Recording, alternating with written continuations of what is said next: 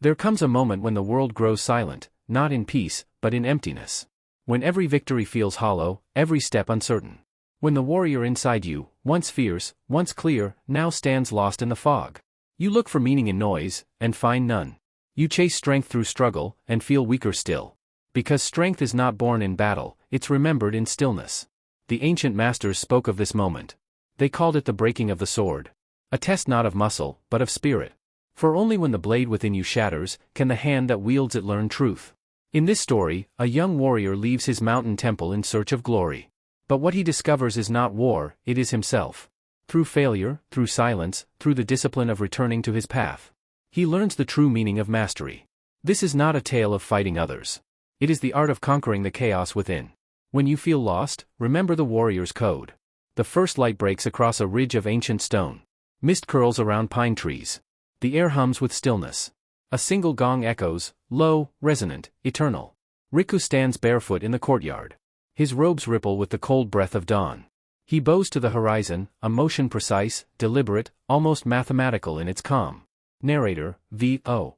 In the mountain silence, every sound was a teacher. Every breath was a mirror. And Riku believed he understood strength. He moves through a kata, every strike sharp as thought, every breath controlled. His master's voice drifts from memory, Master, V.O. The still blade cuts deepest. Riku stops mid-strike. His reflection trembles in the water basin beside him. For the first time, he doubts the stillness. Riku, softly, but what is stillness worth, if the world beyond is moving? The question lingers, heavier than the mountain air. Ext to mountain path, day Riku descends the narrow trail, staff in hand. The mountain falls away behind him, serenity shrinking into mist. Narrator, V.O. The young warrior left his mountain believing victory lay in motion, in conquering the chaos below. As he walks, the sounds of civilization rise, first distant hums, then overlapping voices, then engines roaring like restless beasts. Ext's city outskirts, dusk Riku reaches the edge of a sprawling city. Steel towers pierce the sky like weapons. Screens flash advertisements brighter than the sunset. Cars, horns, chatter, 1,000 tiny wars of attention. He stops at the curb. His breathing shifts, shallow, uncertain. Narrator, V.O. The city spoke in tongues of noise. It promised meaning, but sold distraction. It moved, endlessly, yet went nowhere. A digital billboard flickers, move faster.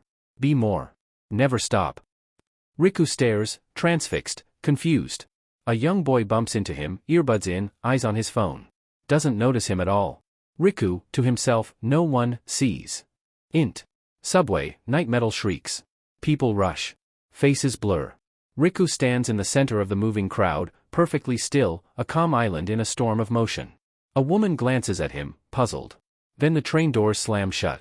Lights flicker across his face like ghosts of old teachings. Narrator, V.O. The monk warrior tried to hold stillness within noise. But noise is clever, it does not fight. It consumes.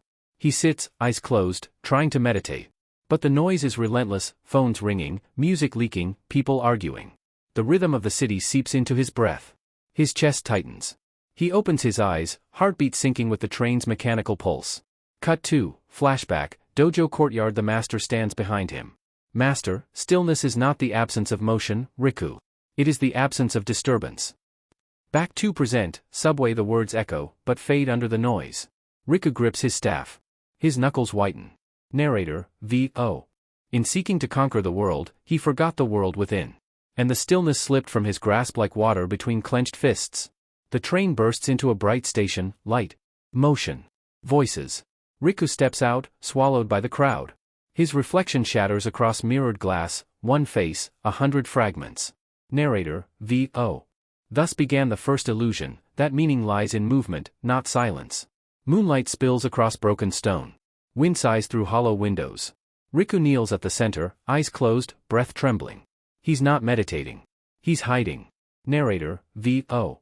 The warrior who conquered silence, now faced a voice louder than any noise, his own. It had begun days ago, a whisper during training. At first, it sounded like doubt. Now it sounded like truth. Voice, V.O. You were stronger on the mountain. You've lost your edge. You're nothing without the silence. Riku opens his eyes, furious. He swings his staff across the empty air, as if to strike the voice itself. But the echo only laughs, his own laughter, twisted and cruel. Narrator, V.O. Fear is not a monster in the dark. It wears your face, speaks your tone, and knows your secrets. He falls to his knees, breathing hard. For the first time, his discipline feels useless, every lesson from his master slipping through his shaking hands. Riverbank, dawn mist rolls off the surface. Riku stares into it, seeing his reflection ripple and blur. Behind his calm expression hides a storm. Narrator, V.O.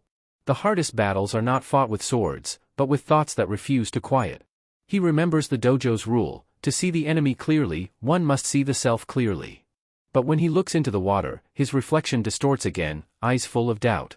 Voice, V.O. You left the mountain to find truth. You found only weakness. Riku clenches his fists. The water ripples harder. He feels the weight of every failure, every moment of hesitation. A flashback cuts in, the master's eyes, the silent bow goodbye. He remembers believing he was ready. Now, he's not sure if he ever understood what strength meant. Forest path, later he wanders through trees as shadows stretch long and thin. The world around him is alive, birds calling, wind rustling, but inside, he hears only the echo of his own fear. Then, from the distance, a faint hum. Soft, steady, rhythmic, like breathing. He follows it. Clearing, sunset there, sitting by a dying fire, is a hermit, old, serene, eyes closed. He hums like the earth itself is listening. Riku watches for a moment, unsure whether to speak. Finally, Riku, you're not afraid of the dark? The hermit opens one eye, smiles. Hermit, the dark isn't afraid of me either. He gestures for Riku to sit. Silence settles between them. The crackle of the fire. The hum of the wind. Then, softly, Hermit, you carry a shadow behind your eyes. Tell me, what name does it call you by? Riku hesitates. He doesn't want to answer, but the truth escapes anyway. Riku, it calls me weak. The hermit nods, unshaken. Hermit, good. Then it still believes you can fight. Riku frowns. Riku, you don't understand. I've lost control. I can't silence it. Hermit, smiling, then stop trying. Riku stares, stunned. The hermit continues, his tone calm, almost tender. Hermit, the warrior who runs from fear, fights it forever. The one who bows to it, transforms. Narrator, V.O. Those words struck deeper than any sword. For Riku had spent his life cutting at shadows, never realizing they vanished not when struck, but when embraced. The hermit places a small mirror beside the fire. Riku looks into it, and once again, sees his reflection trembling in the flames. Hermit, sit with your fear. Listen to it until it has nothing left to say. Riku closes his eyes. The fire's warmth spreads across his skin. The voice inside him begins to rise again, cruel, sharp, relentless, but this time, he does not run. He breathes. Slowly. Deliberately. Narrator, V.O. The heart cannot be still while the mind resists. But when both surrender, fear begins to change shape. The whispers fade. The air grows still. And in that stillness, for the first time, Riku hears something new. Not the voice of fear. But the silence beneath it. The first light of morning drifts over a sleeping valley. Mist coils above a quiet river, moving endlessly, yet never rushing. Riku sits by the bank, cross-legged, wrapped in a tattered cloak. His face bears the exhaustion of someone who's fought too long, not with enemies, but with himself. Narrator, V.O. When the noise of the world became unbearable, Riku did not seek victory, he sought absence. For in absence, the self is revealed. The water murmurs beside him, not speaking, but reminding. Its rhythm matches his breath, uneven at first, then slowly aligning. Days have passed. He has eaten little. Spoken to no one. Each sunrise finds him here, watching the river's endless motion. Sometimes, he hears the echo of the city, the horns, the chaos, the judgments he carried. But the sound never reaches this far. Only the wind dares whisper. Flashback, int. Dojo Hall, years ago Riku's master stands before a group of young disciples.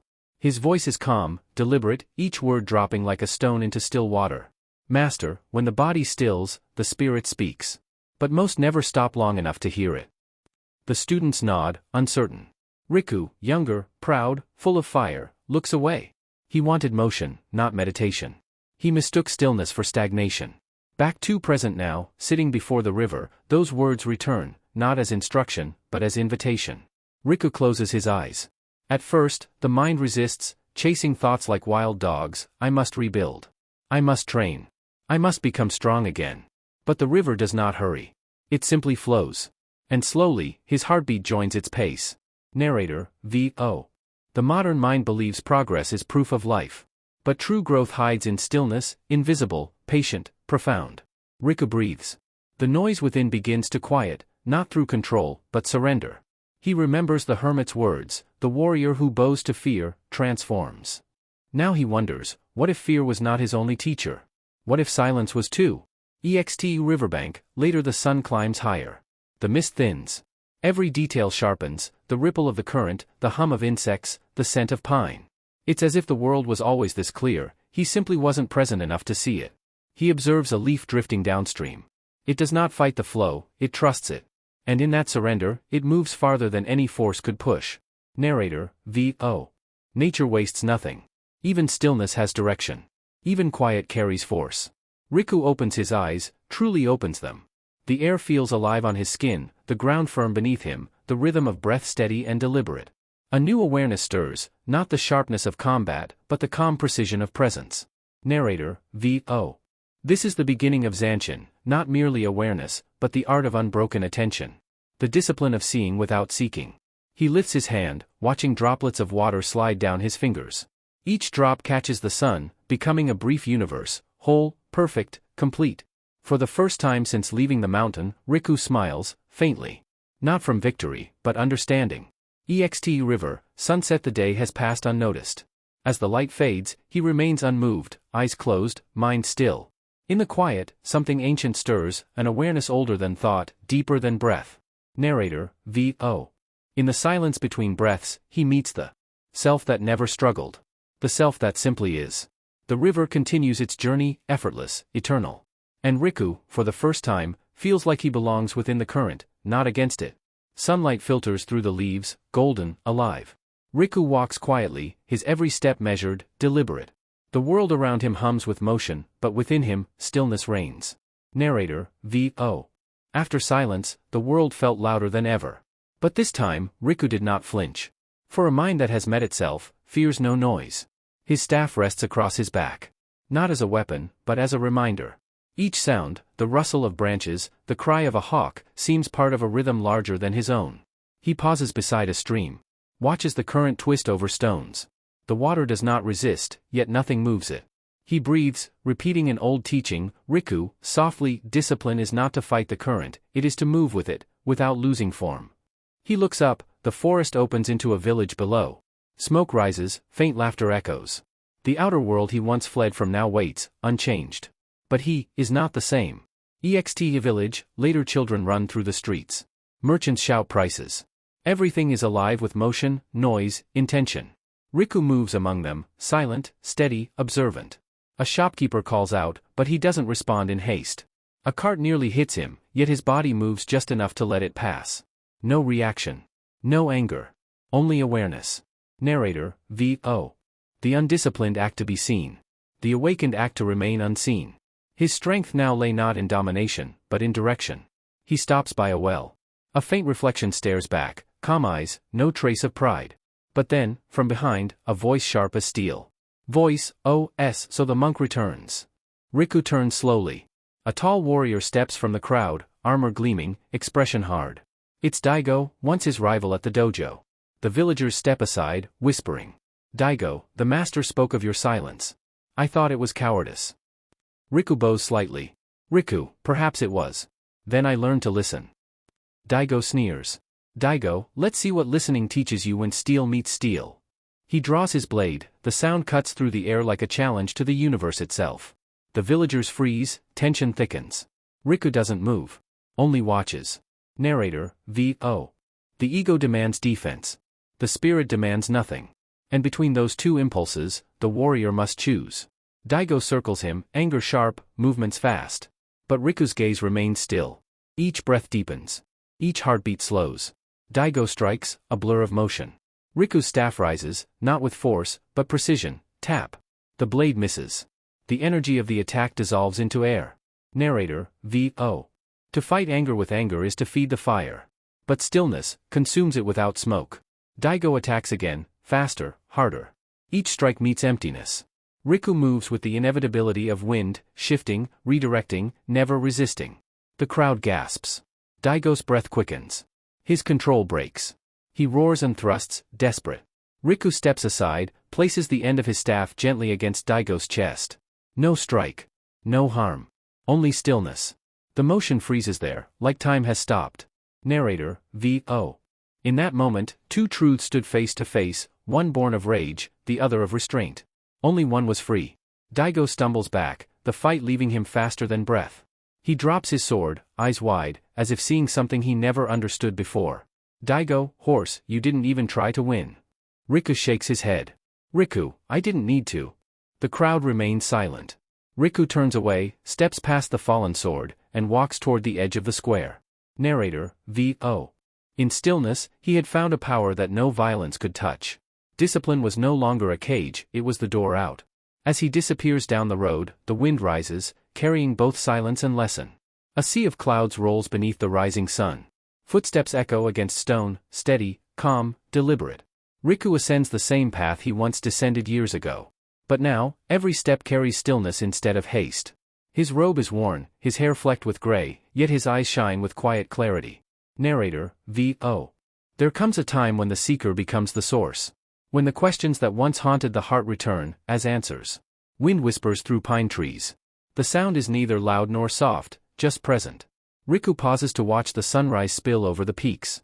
He bows, not to a god, but to the moment itself. Flashback, EXT, same path. Years ago a younger Riku storms down the mountain, fists clenched, eyes burning with ambition. His master watches from afar, silent, unmoving.